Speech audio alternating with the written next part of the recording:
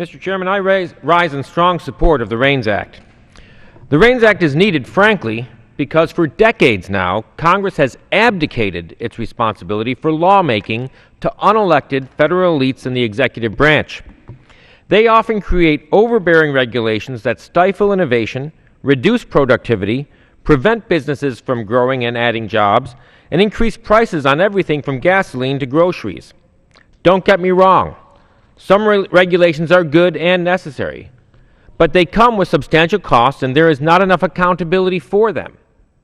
And I would look forward to voting for good regulations, and I would think my colleagues across the aisle would also look forward to voting for good regulations and taking credit for them. At this moment, however, the Obama administration has regulations in the pipeline that could cost the American people more than $50 billion. The Competitive Enterprise Institute estimates the regulatory burden to be almost $15,000 a year per family. Another study estimates that just 6 EPA regulations will cause the loss of almost 10 million jobs.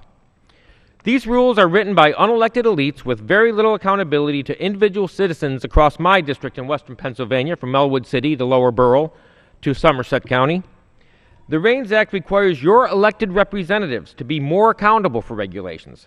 Very simply, if the regulations will cost Americans more than $100 million, then Congress has to vote on it.